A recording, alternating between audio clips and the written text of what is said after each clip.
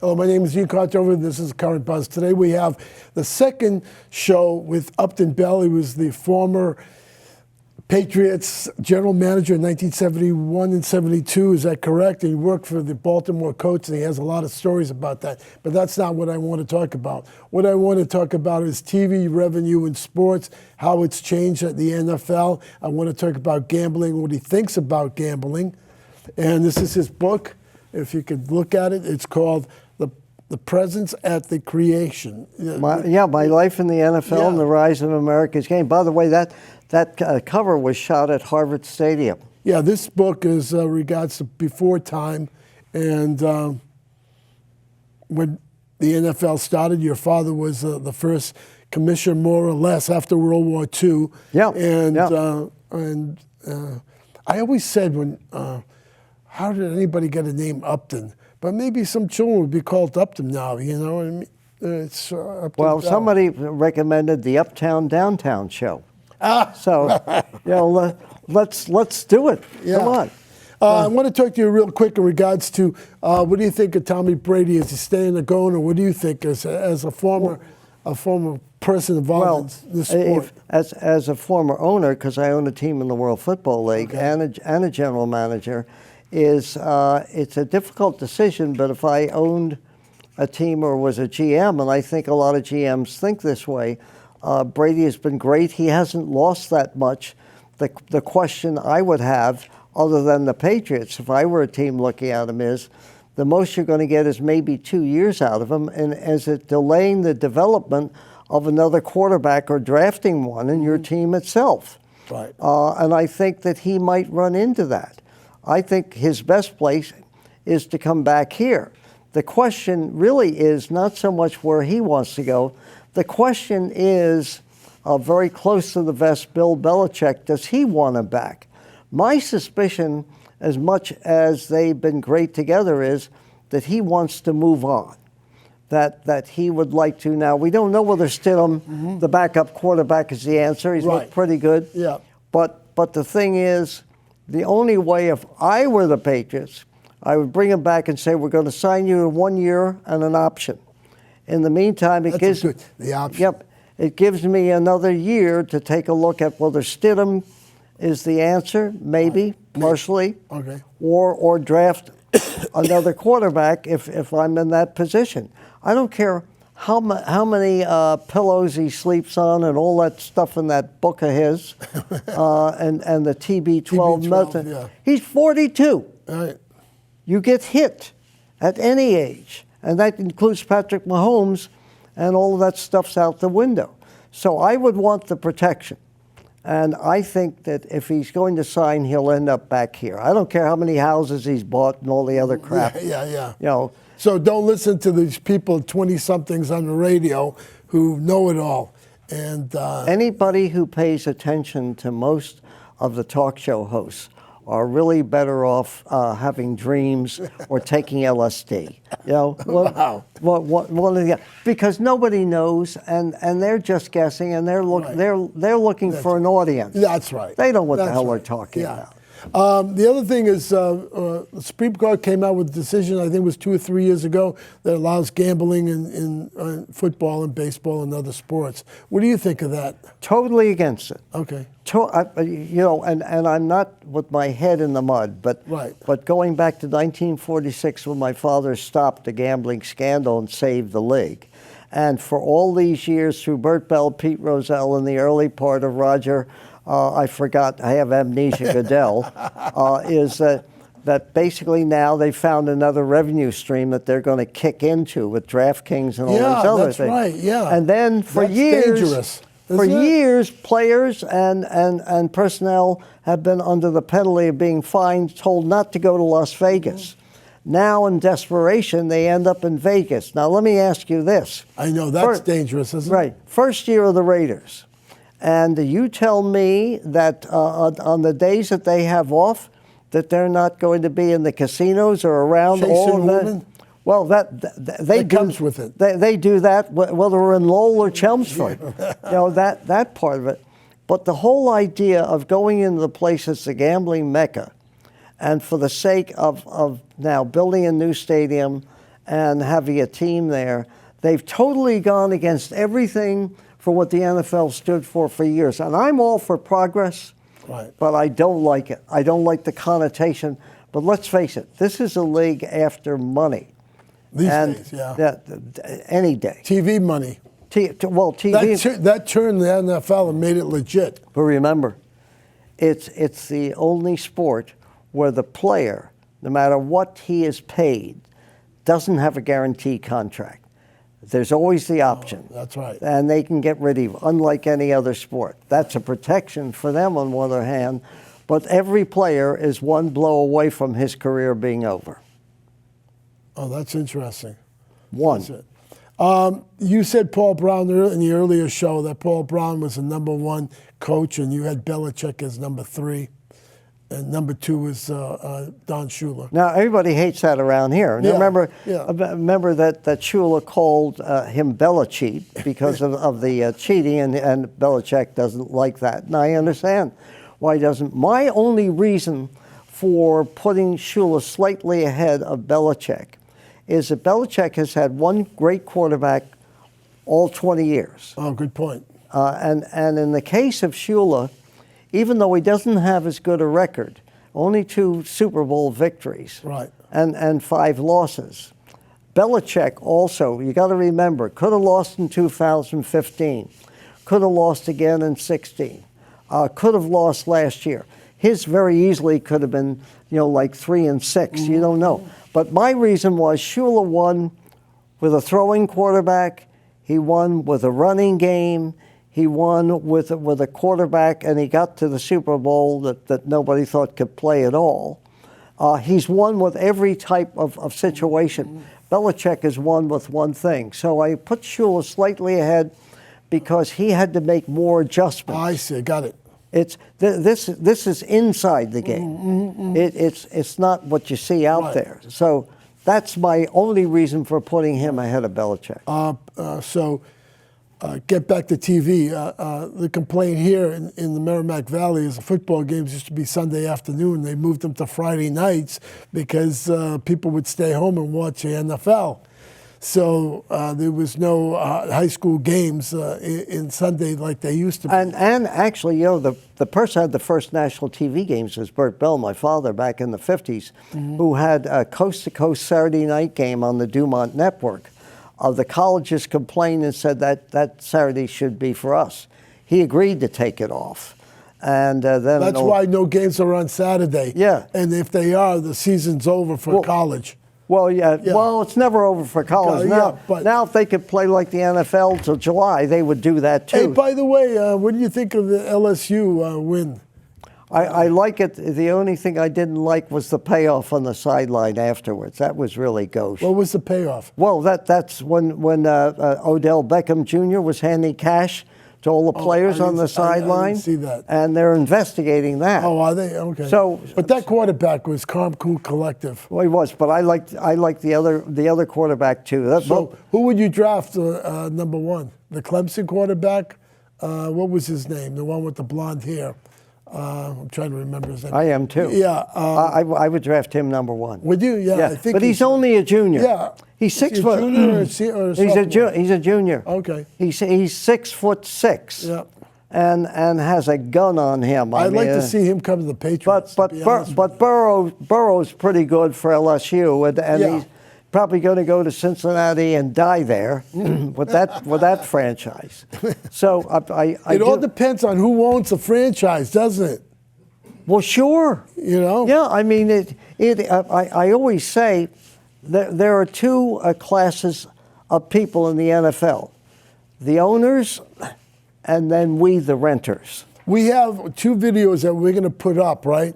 And I want you to go through the videos, so to speak. We've got 3 minutes left before we go to the videos, so I won't have any questions to ask you.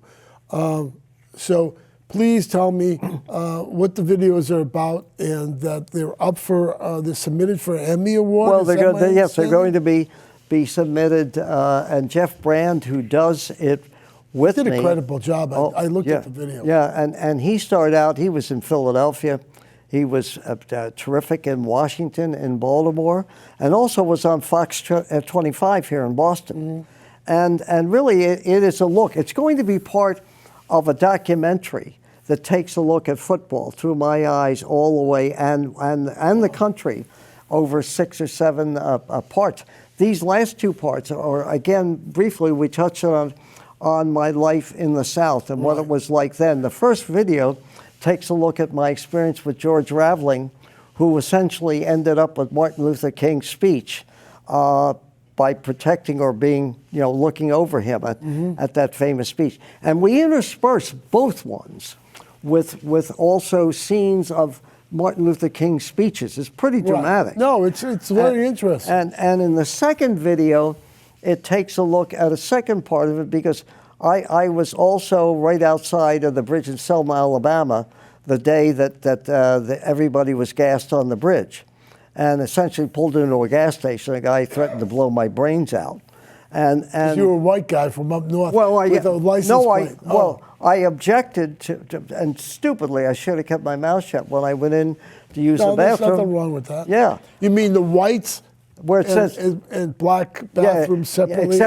Except he called it a different name. And I objected to it, and he threatened to blow my brains out. The other part is a dramatic ending too, of where basically I was in Memphis the day that Martin Luther King was murdered. Wow. And the coach told me to go home, that the garbage man strike was coming in, and Martin Luther King, we're only 3 miles from there. Yeah.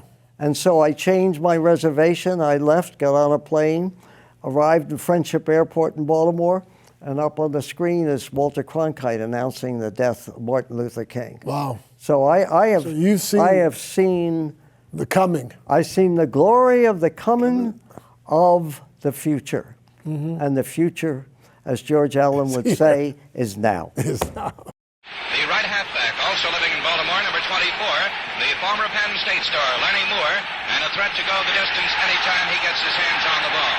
Moore is 6'1", 190 pounds. The great thing about sports is it brings out onto the front page, on the television, our real problems in this country.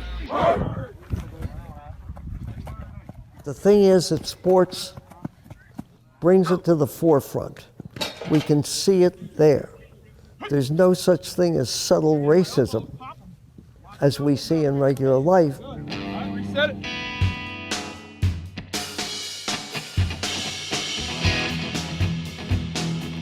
I can remember leaving on a trip, the first trip, going through Virginia, the Shenandoah Valley, and then across into Tennessee, and up through the hills and the towns, and then over to Mississippi, into Alabama. I started out, I was 24, 25 years old. That's a kid. That's still a kid today. But the one thing that I do remember was, and it was either in Mississippi or Alabama, somebody said, well, asked me what I did, and I said, I'm a scout with the Colts, and the guy looks out the window and sees this huge Lincoln Continental. Somebody called it Moby Dick. And he said, ain't no scouts around here that drive that damn thing. And I said, no, I really am a scout. And he said, yeah, you're 5 years removed from our last lynching. And I went like, really? I didn't say anything, but I thought, wow, this is reality.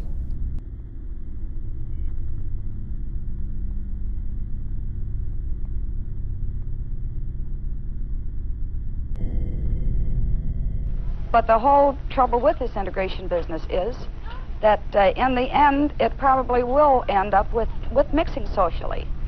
And you will have, well, I think their aim is mixed marriages and becoming equal with the whites. It's what I would call the ultimate wake-up call. Now you're here. I'm not for integration, I'm for segregation, and I will be until I die. Mississippi is a state that has consistently resisted any move to rid itself of racism.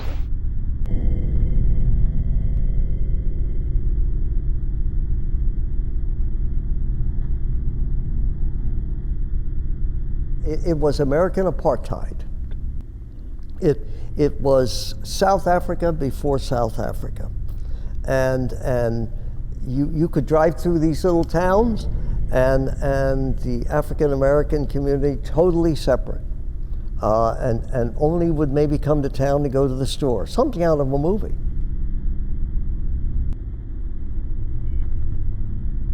To be a scout, you had to drive to these places. You couldn't fly into them. And you would see it. It was a separate world. Go. Young guys, pay attention. We're going to run straight at him. I'm still going to Alabama with Bear Bryant there, and Mississippi with Johnny Vaught. But I kept saying to myself, I've seen some pretty good players, but they're not as good as the players I'm seeing at these African-American schools. Good. I don't care who you are. I'm going to do every one of you. Ready? Buck, let's go, Buck. Good, Buck. Good, Buck. Good, Buck. Buck. I never heard of Selma until I kept getting closer and closer to Selma because I was going to take it through and go on to Birmingham to the University of Alabama. You know, I'd listen to radio reports. Well, Martin Luther King will be arriving and there's going to be a march across Edmund Pettus Bridge.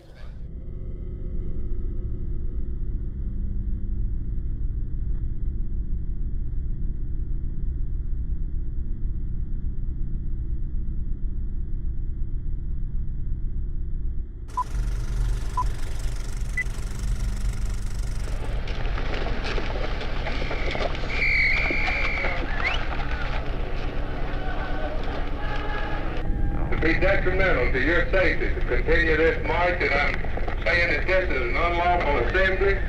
You are to disperse. You are ordered to disperse, go home, or go to your church. And so, as I got closer to Selma, I stopped at a gas station. And I said, fill her up, whatever else is, and I wanted to go to the bathroom. And I get out and I looked over and it said whites. Now I knew this. It said whites and then it said blacks or the N-word. I emerge from it, get in my car, and I say to the guys pumping the gas, I said, geez, that's terrible. The two words that could have cost me my life.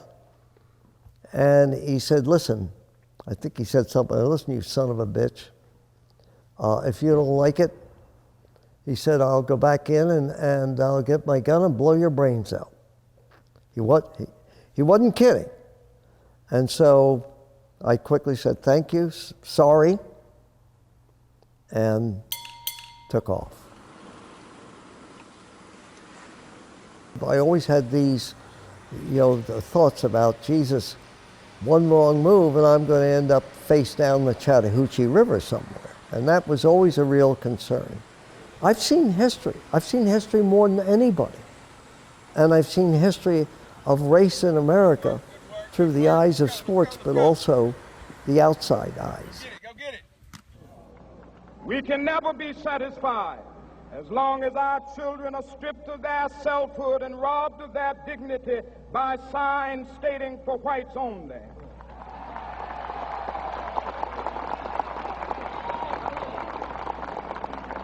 We cannot be satisfied as long as a Negro in Mississippi cannot vote and a Negro in New York believes he has nothing for which to vote.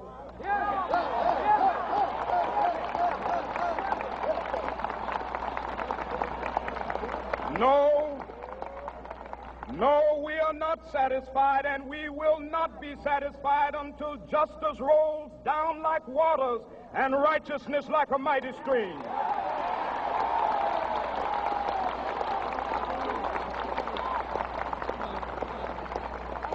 It's easy for us as white people to say this, but suppose I was Art Shell. Suppose I was Jerry Rice or Otis Taylor. How would I really even feel today? I made it. I'm happy I made it. But there is a difference.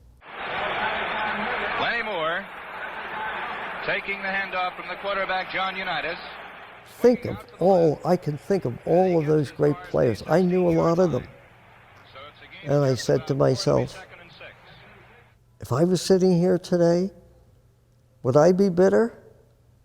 I think I might be.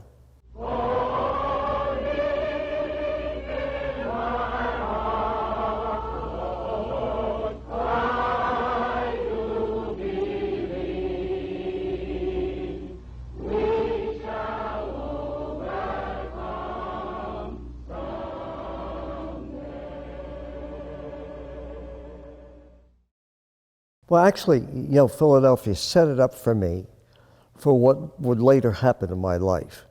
I played in the playgrounds of Philadelphia, most of it white at one time, but then it began to change with the coming of Wilt Chamberlain, Guy Rogers, Hal Lear, a friend that I became a lifelong friend with, George Raveling, and it began to change. And I remember going from playground to playground. Those days, you were a kid, you wanted to play with the best. These players knew the Philly game, pass and go, dribble, or the way they could shoot. They could dunk the basketball. None of we white guys could do that. But when the game was over, and I kind of felt sad about it at the time, even as a teenager, the African-American players would go their way, and we'd go our way. The only meeting grounds of people that really got along was the basketball court. Early 60s. Met a guy by the name of George Raveling, who ended up being one of the great rebounders in Villanova history, and also became their captain later on. I ended up going in 1960 to the Baltimore Colts. He ended up one more year, I think, at college, and then went and was the chief recruiter for Lefty Driesell, if you remember, the great coach at Maryland. And I started scouting, and he was scouting and trying to recruit for Maryland. And I'd see him all over the country at airports. I'd say, George, where the hell are you going today? He said, I got to go to this high school and recruit this guy. I said, well, I'm heading over to Mississippi. And we used to, have these wonderful conversations. As it turns out, one of the great turns in history is that Raveling and a friend of his decided to hitchhike from Philadelphia to Washington for the famous Martin Luther King I Have a Dream speech at the Lincoln Memorial. And there weren't, in those days, a lot of cops that were going to protect Martin Luther King. So they volunteered to stand behind Reverend Martin Luther King during his speech.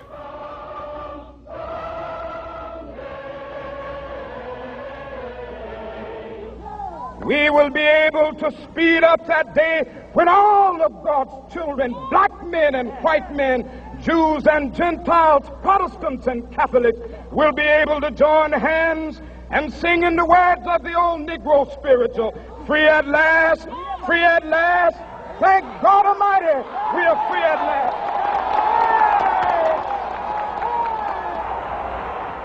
At the end of the speech, Raveling, who was standing, and you can see pictures of it today if we can find them, standing directly behind Martin Luther King as kind of guarding him, looking around in case there were assassins.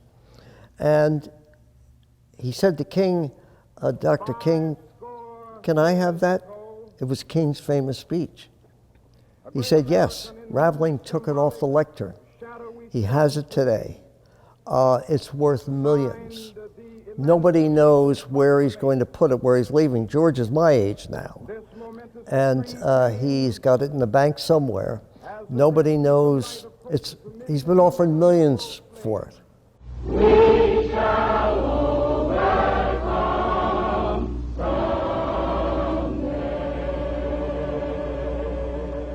When I started out the first time to scout, I started in 63, but 64 was my first experience into the cauldron that would be the next 8 or 9 years of America, which, by the way, we will never see again.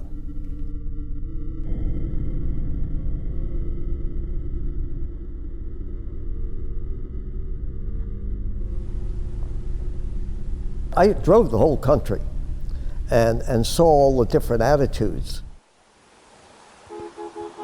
I like the feeling of being with these great players. And again, they're mostly African American. I absolutely love that world. Grambling, Tennessee A&I, Alcorn A&M, Jackson State, Southern University, Fisk, Prairie View over in Texas. So I planned to go to Memphis State. They had 4 or 5 different prospects, and I wanted to take 2 or 3 days there. And the assistant coaches, after my first day, I came back and I said to the coach, I want to stay another couple of days. There are 2 or 3 other players I want to see. And he said, it's never happened before in my life. And the coach said, I think you ought to go home. And I'm saying to myself, I must have done something wrong. I either took too much time in the film room, or I was a pain in the neck. And I said, well, Coach, I really want to stay for another day. He said, I think you ought to go home. He was very definitive. And I said, any reason why? And he said, well, Martin Luther King is coming in today, and he's going to lead a strike of the garbage workers on Friday. And he said, might not be safe around here. I never had anybody said that to me. So I went back to my room at the Holiday Inn, checked out, got a different flight, got on the plane, flew back to Baltimore, got off the plane. I got off the plane, looked up at the set. This is a CBS News special report. Good evening. Dr. Martin Luther King, the apostle of nonviolence in the civil rights movement, has been shot to death in Memphis, Tennessee. Martin Luther King had been assassinated. I couldn't believe it. The whole world was on fire. Baltimore was on fire. Detroit, LA, I mean, it was surrealistic. Anybody today who thinks we're really in a tough time, everybody hates each other, the politics of America, they ain't seen nothing yet, as they say. This was America under siege.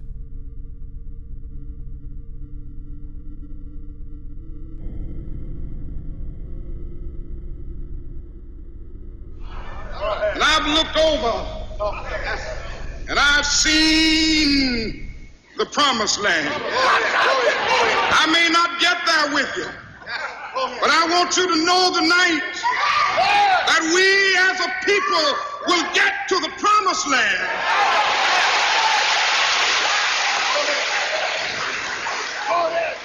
So I'm happy tonight. I'm not worried about anything. I'm not fearing any man. Mine eyes have seen the glory of the coming of the Lord.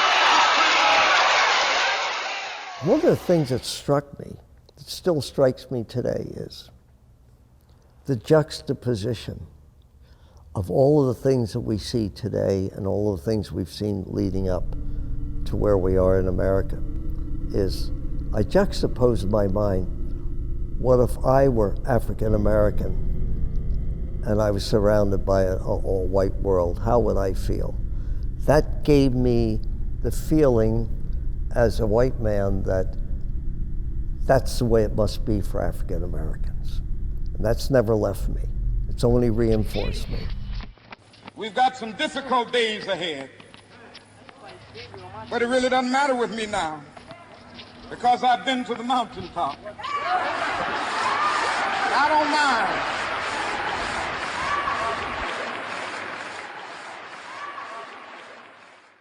Yeah, thank you for coming on and talking about Brady and Belichick in regards to how you feel about them and your bird's eye view. I realize that scouting is very important in football. It's the only thing. It's the only thing, and that's why when they have the draft that Bert Bell invented. Yeah, that Bert Bell, your father, invented. That's important. You have to watch that and who you get.